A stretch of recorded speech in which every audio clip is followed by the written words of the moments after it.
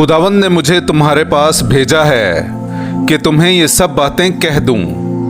बाप और बेटे और उल कुदुस के नाम से आमीन। मेरे अजीज़ो, आइए हम खुदावंद अपने खुदा का शुक्र करें जिसने आज का ये खूबसूरत दिन हमारी ज़िंदगी में बढ़ा दिया।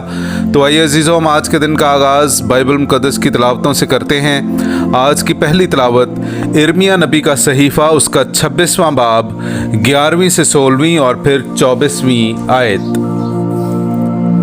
तब काहिनों और नबियों ने सरदारों और अवाम से बात करके कहा कि इस आदमी पर कत्ल का फतवा है, क्योंकि उसने इस शहर के खिलाफ नबूवत की, जैसा कि तुमने अपने कानों से सुना।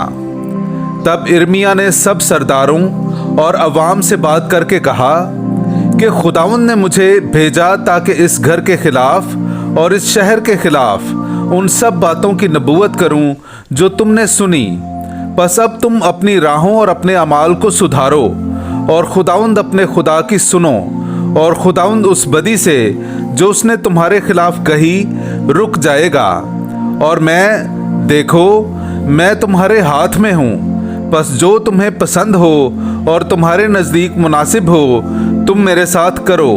लेकिन यकीन जानो कि अगर तुम मुझे कत्ल करोगे तो तुम बेगुनाह खून अपने आप पर और इस शहर पर और इसके बाशिंदों पर लाओगे, क्योंकि दर हकीकत खुदावंद ने मुझे तुम्हारे पास भेजा है ताकि ये सब बातें तुम्हारे कानों में कहूँ। तब सरदारों और अवाम ने काहिनों और नबियों से कहा कि इस आदमी पर कत्ल का फतवा नहीं, क्योंकि उसने खुदावंद हमारे खुदा के नाम से हमसे बात की। पर अहीकाम बिन याफान का हाथ इर्मिया के साथ था, ताकि वो कत्ल किए जाने के लिए लोगों के हवाले ना किया जाए। पाकलाम का पढ़ा और सुना जाना हम सब के लिए बाइस बरकत हो। खुदा का शुक्र हो। ऐ खुदा, अपनी अजीम शफकत से मेरी सुन। मेरे अजीज़ो, आइए हम खुदावंद अपने खुदा की हम्द व तारीफ़ करें। मैं आपके सामने पढ़ूंगा ज़बूर नंबर 69, उसकी 15वीं से 16वीं, 30वीं से 31वीं और फिर 33वीं से 34वीं आयत तक। ऐसा ना हो कि सैलाब मुझे डबो दे, या गहराव मुझे निगल जाए, या गड्ढा अपना मुंह मुझ पर बंद कर ले। ऐ खुदावंद, मेरी सुन, क्योंकि तेरी शफकत खूब है। अपनी मेहरबानी की इफरात के मुताबिक मेरी तरफ मतवज्जो हो। मैं गीत गा कर खुदा के नाम की तौसीफ करूँगा और शुक्रगुजारी के साथ उसकी तमजीद करूँगा। और ये बैल की बल्कि सींग और खुर वाले बछड़े की निस्बत खुदा को ज़्यादा पसंद होगा, क्योंकि खुदावंद मिस्कीनों की सुनता है और अपने असीरों की हिकारत नहीं करता। आसमान और ज़मीन उसकी सिताइश करें, और समुंदर भी और जो कुछ इसमें चलता फिरता है। पाकलाम का पढ़ा और सुना जाना हम सब के लिए बाइस बरकत हो। खुदा का शुक्र हो। हालेलुया। खुदा का कलाम अब तक बाकी रहता है। ये कलाम क्या है? ये वो कलाम है जिसकी खुशखबरी तुम्हें दी गई। हालेलुया। मेरे अजीज़ो, आइए हम आज का इंजीली इक़्तिबास सुनते हैं। इंजील मुक़द्दस बाब मुताबिक मुक़द्दस मत्ती, उसका 14वां बाब पहली आयत से लेकर 12वीं आयत तक।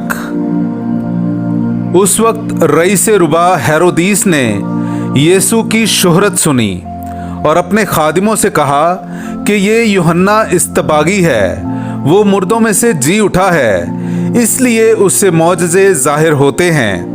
क्योंकि हेरोदीस ने अपने भाई फेलबूस की बीवी हेरोदियास के सबब से यूहन्ना को गिरफ्तार करके बांधा और कैद खाने में डाल दिया था, इसलिए कि यूहन्ना ने उससे कहा था कि तुझे उसका रखना रवा नहीं।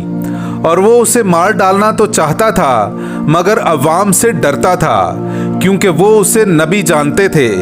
लेकिन जब हेरोदीस की सालगिरह हुई तो हेरोदियास की बेटी उनके सामने नाची और हेरोदीस को खुश किया। चुनांचे उसने कसम खाकर वादा किया कि जो कुछ तू मांगेगी मैं तुझे दूंगा। तब वो अपनी माँ के सिखाने से बोली कि यूहन्ना इस्तबागी का सर थाल में यहीं मुझे दे। तब बादशाह दिलगीर हुआ, मगर कसमों और हमनवालों के सबब से उसने हुक्म दिया कि दे दिया जाए, और आदमी भेजकर कैद खाने में यूहन्ना का सर कटवा भेजा, और उसका सर थाल में लाया गया और लड़की को दिया गया, और वो अपनी माँ के पास ले गई।